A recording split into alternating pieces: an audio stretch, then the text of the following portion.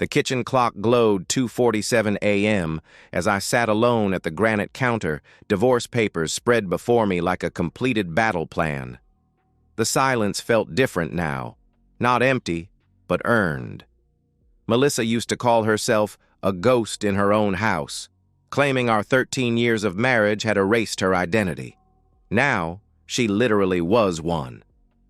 Our Naperville cul-de-sac had promised the American dream, manicured lawns and neighbors who waved from driveways. I'd commuted to Schaumburg for 12 years, 2 hours daily in traffic to afford this life. Melissa handled PTA meetings and bake sales. We'd been good at it, or so I thought. The erosion started after our second child. Melissa talked about losing herself, feeling invisible. I listened, suggested couples therapy, then supported individual counseling when she said she needed space to find herself. I rearranged client meetings, handled weekend chores, anything to help her heal. Dr. Benjamin Klein entered our lives through Melissa's online research, a trauma specialist who helped people process long-buried identity issues. His business card lived on our refrigerator next to soccer schedules, his name becoming part of our weekly routine. "I have Dr. Klein today," she'd say Thursdays, and I'd adjust accordingly. The first months seemed promising. Melissa returned from sessions with different energy, lighter, almost giddy. Longer showers, more time dressing, vague talk about breakthroughs. When I asked specifics, she explained that Dr. Klein said healing was private, that sharing too soon could interfere with progress. I celebrated what I thought was recovery. My wife was smiling, laughing at jokes, even initiating intimacy occasionally. The strange thing was how manic it felt, like performed happiness rather than genuine feeling. But I wanted to believe in healing, in second chances, in professional help. I wrote checks without question, grateful someone could reach her when I couldn't. Red flags were subtle. New perfume for confidence, texts saying sessions ran long, that Dr. Klein was making real progress. The way she'd hum after therapy days, carrying secret songs. Most telling was how she quoted Klein's insights like revelations, his thoughts on marriage, theories about growth, advice about authenticity. I ignored these signs because I wanted to believe our story. I was the dutiful husband who'd found help for his struggling wife. She was courageously doing healing work. Dr. Klein was the skilled professional guiding her back to wholeness. It was beautiful, and I clung to it even as evidence mounted that something else was happening. The final irony hit me with those divorce papers. I'd paid for every session that destroyed our marriage. I'd rearranged my life to facilitate my own betrayal. I'd celebrated my wife's transformation without realizing she was transforming into someone else's lover, using therapeutic language to justify the unjustifiable, all funded with money I earned during those long commutes that kept me conveniently away from the truth unfolding in Dr. Klein's office. The discovery came on a Tuesday evening wrapped in mundane family chaos. 10-year-old Jake needed the iPad for his Illinois history project about Native American settlements. Melissa was making chicken parmesan, filling the house with herbs and melted cheese. 8-year-old Emma practiced piano, her halting Für Elise, providing soundtrack to what should have been ordinary family life. I was helping Jake research when the iPad synced to Melissa's iCloud, something that happened occasionally when devices crossed signals. New photos appeared, and I assumed it was another technical glitch. Our tablets often shared images unexpectedly. Then I saw it. Time-stamped from Thursday afternoon. The same Thursday, Melissa texted about Dr. Klein's session running long, when I'd handled school pickup and started dinner because she was working through a breakthrough. In the photo, Melissa stood in a downtown Aurora hotel mirror, wearing black lingerie I'd never seen. Behind her, shirtless and intimate, stood Dr. Benjamin Klein. The feeling was immediate and physical, like swallowing broken glass while drowning. My hands went numb. Normal family sounds continued around me, but I felt separated from it all, viewing our life through thick glass.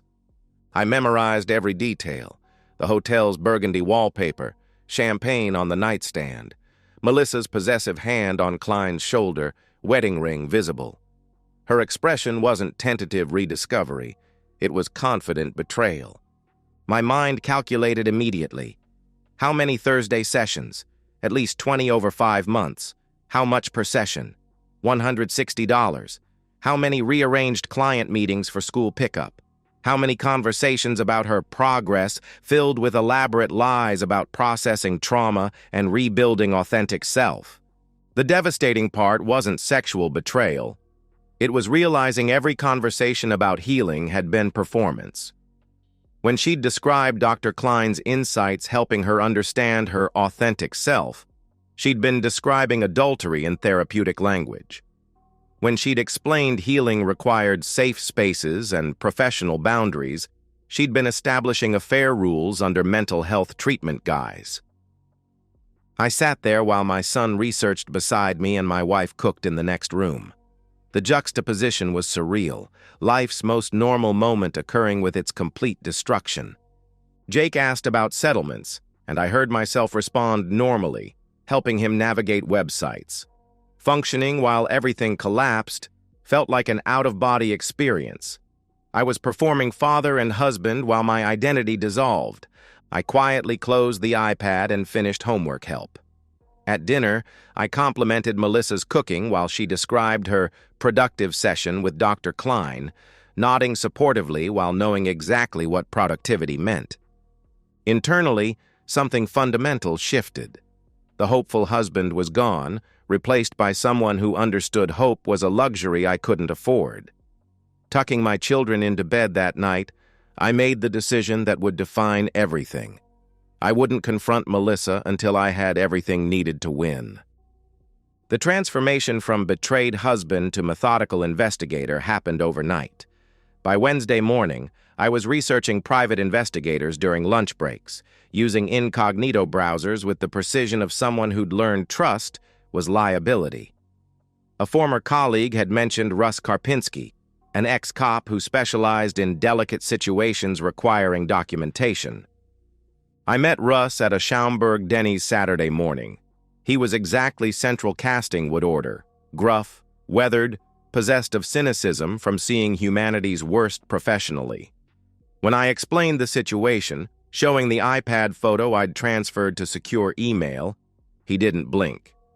"Therapist banging his patient," he said, stirring sugar into coffee strong enough to dissolve metal. "Classic boundary violation. Your wife's not the first to confuse healing with screwing. Klein's definitely not the first shrink taking advantage. What do you want accomplished?" I wanted everything. Documentation of the affair, evidence of Klein's ethical violations, timeline proving pattern and intent, financial records showing how I'd unknowingly funded their relationship.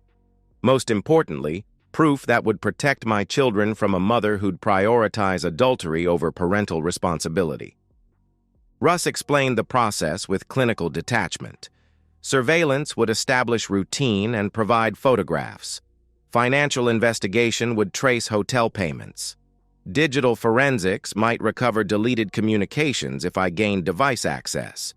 His retainer fee made me wince, but compared to what I'd spent on Klein's sessions, it felt like investing in justice. Simultaneously, I consulted Margaret Holloway, a Wheaton divorce attorney whose reputation for infidelity cases was legendary and expensive. Her glass and steel office was designed to intimidate, and Margaret was exactly who you'd want during warfare disguised as legal proceedings. "Illinois is no-fault divorce," she explained, "but adultery factors into custody and asset distribution, especially with evidence of poor judgment affecting parental duties.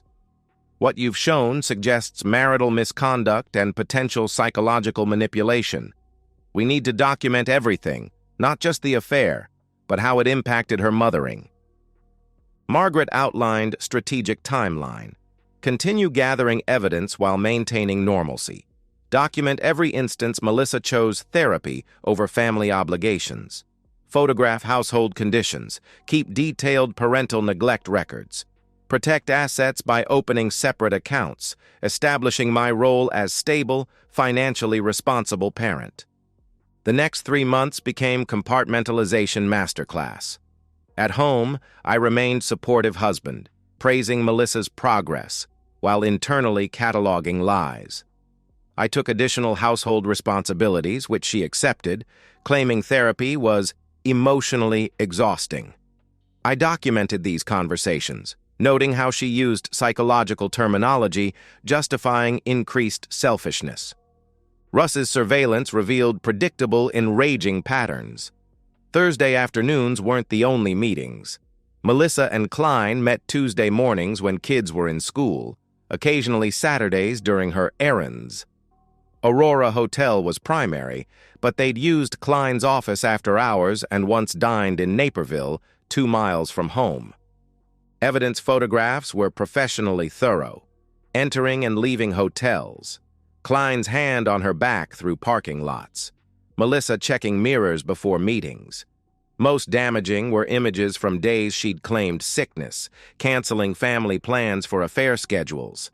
Surveillance captured audio through Klein's habit of leaving car windows open during calls. Russ recorded conversations where they discussed their relationship with shocking casualness. They joked about my naivety, Klein calling me perfect old husband, Melissa laughing about how I thanked her for therapy work. They discussed future plans, Klein suggesting they could continue indefinitely maintaining professional appearances.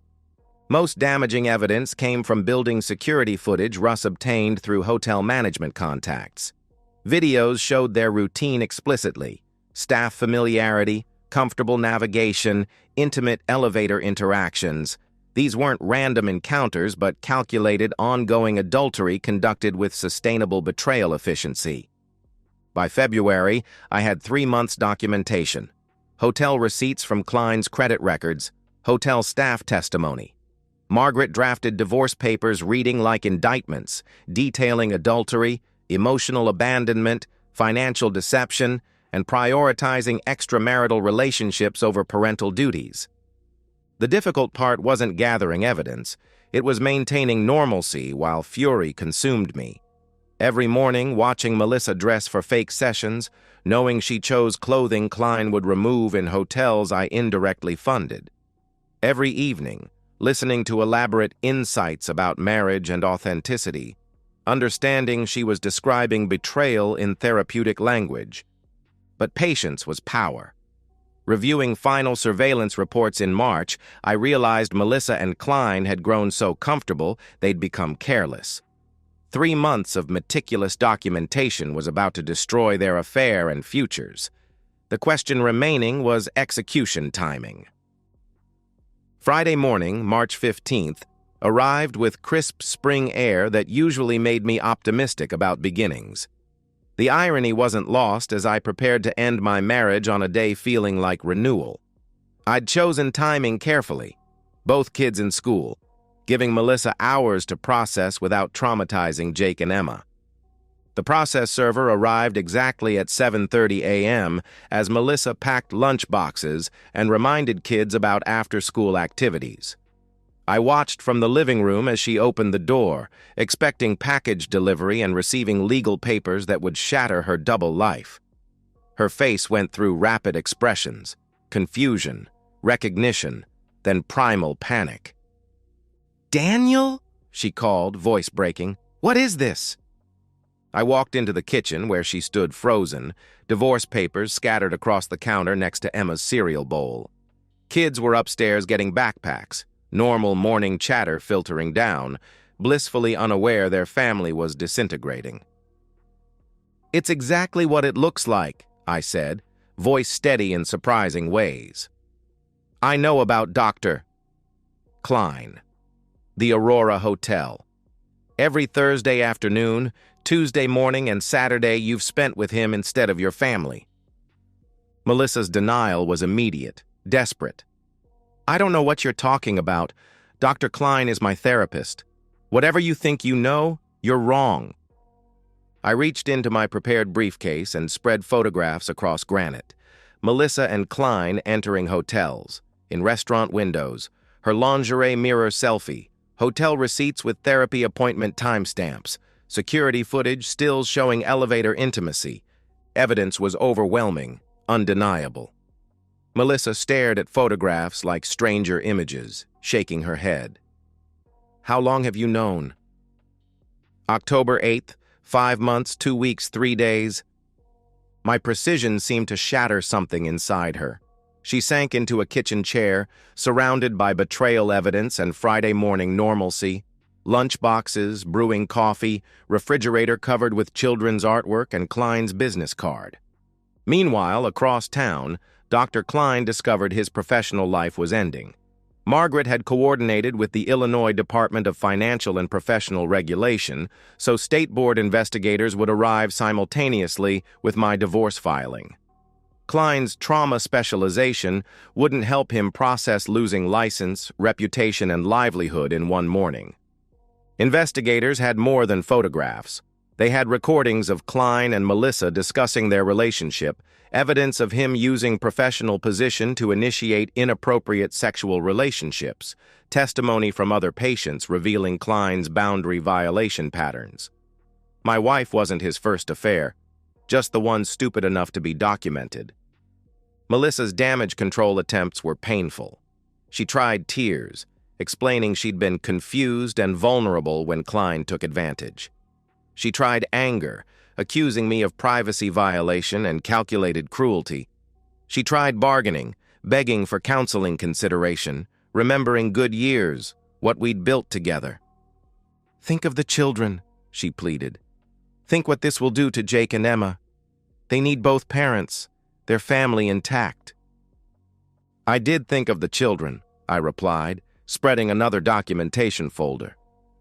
Which is why I have detailed records of every school event you missed for therapy appointments, every parent conference skipped, every evening you were distracted because you were texting Klein, every weekend you chose emotional needs over their actual needs.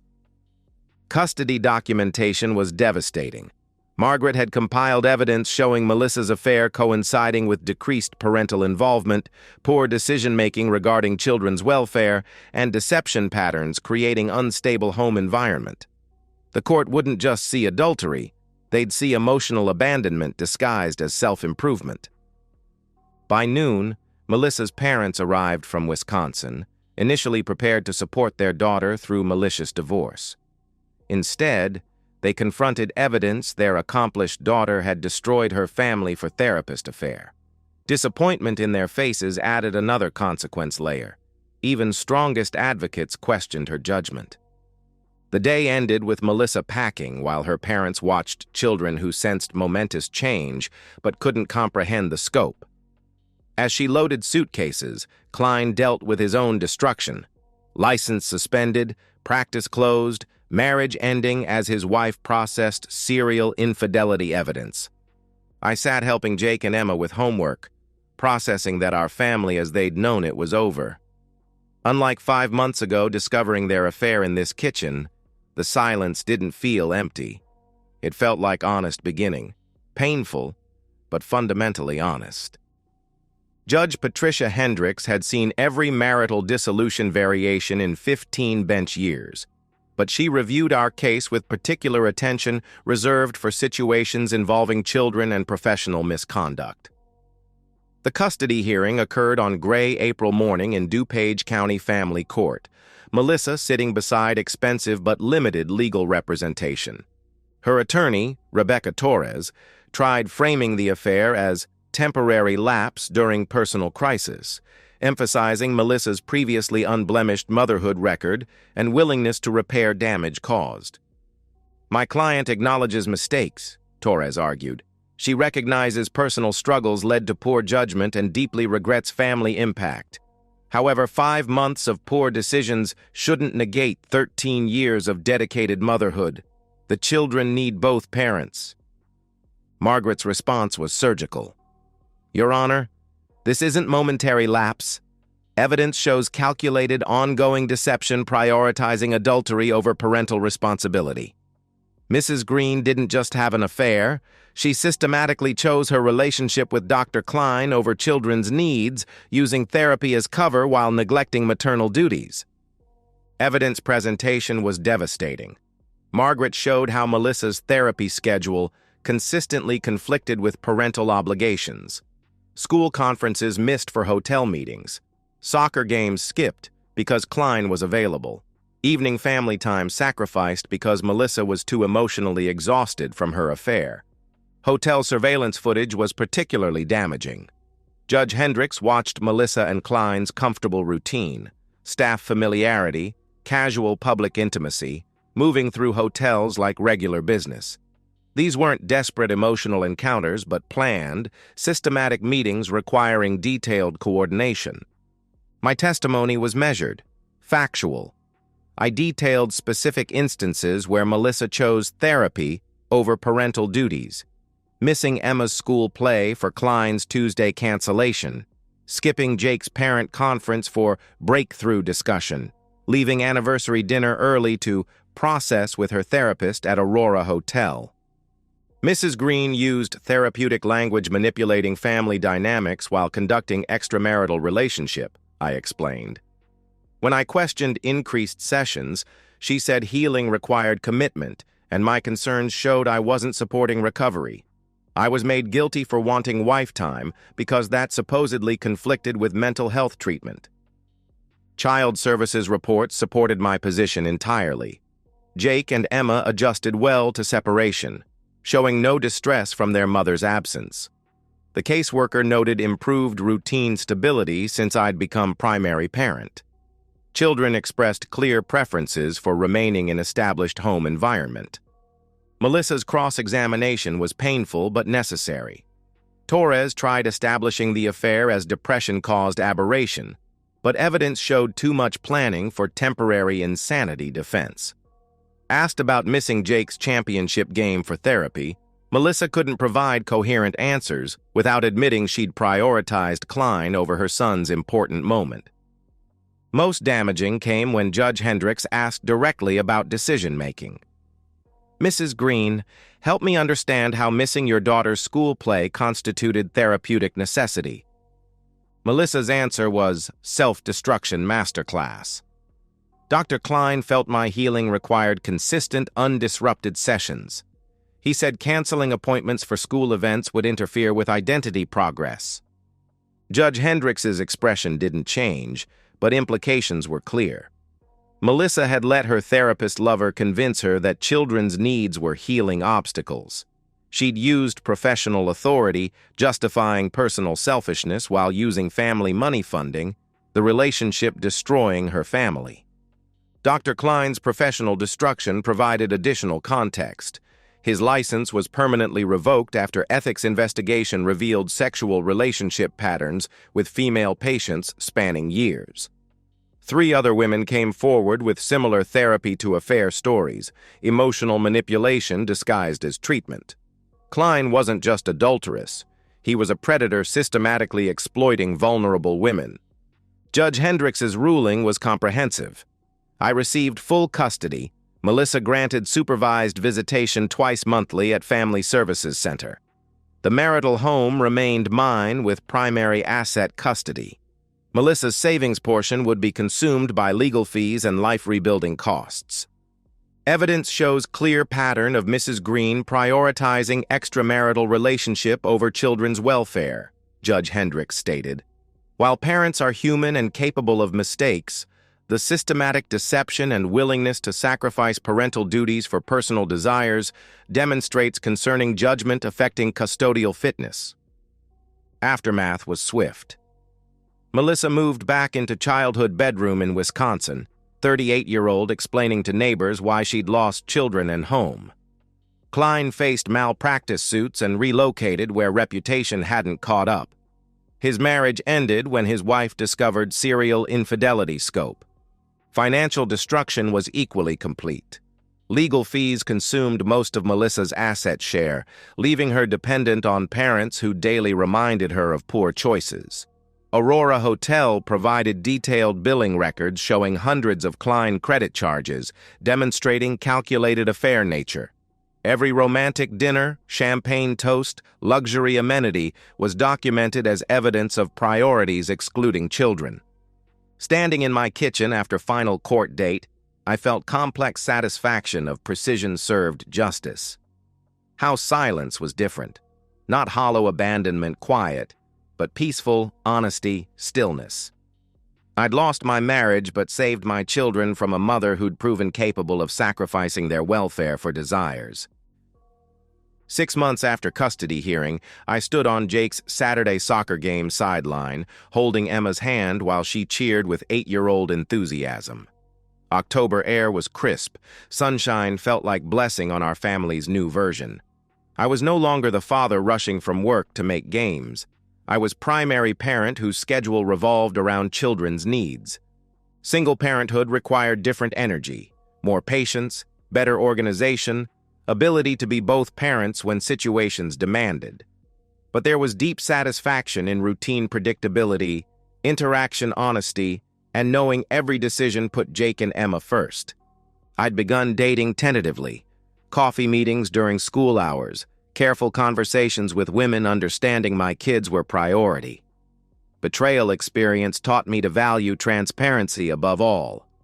I asked direct questions about expectations, past relationships, future goals with frankness. Some found refreshing, others intimidating. Either reaction told me what I needed. Melissa's supervised visits occurred twice monthly at DuPage County Family Services, sterile meetings under social worker documentation. Children approached sessions with polite distance, usually reserved for distant relatives, dutiful but not enthusiastic. They'd learned to see their mother as someone visiting rather than living in their lives. Melissa's relationship rebuilding attempts were awkward affairs, with forced enthusiasm and desperate questions about school, friends, activities she no longer understood context for. She'd bring elaborate gifts sitting unopened for weeks, plan activities kids had outgrown, make promises about future involvement everyone knew she couldn't keep from parents' Wisconsin house. Most telling moment came during September visit when Emma skinned her knee on playground equipment.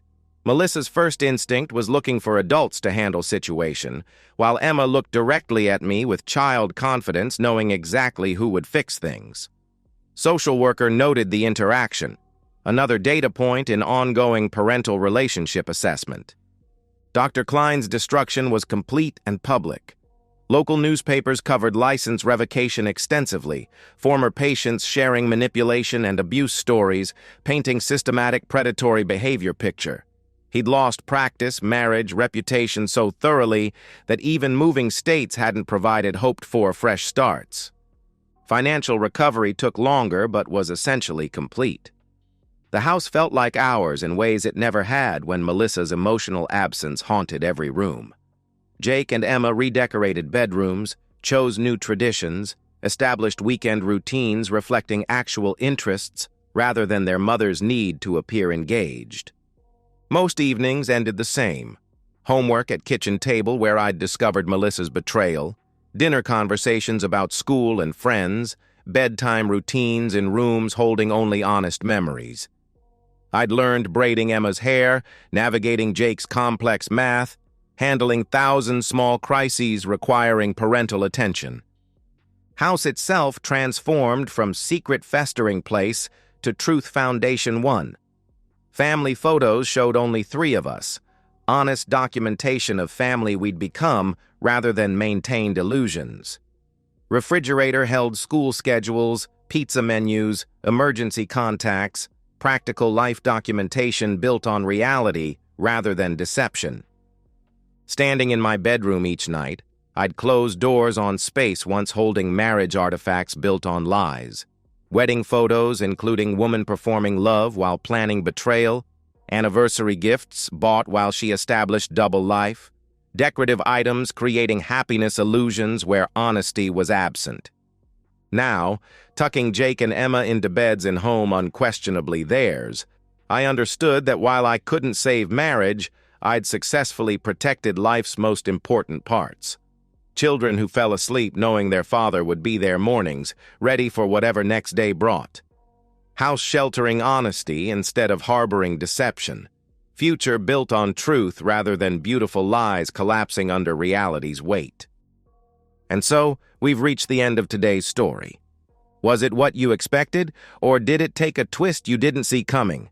I'm curious to hear your thoughts. Share them in the comments below, and let's get a conversation going. If this story kept you hooked, make sure to hit that like button. And if you're new here or just haven't subscribed yet, now's the perfect time to join our community. I bring you fresh, captivating stories every day, so click that subscribe button and turn on notifications so you never miss out. Thanks for watching, and I'll see you in the next one.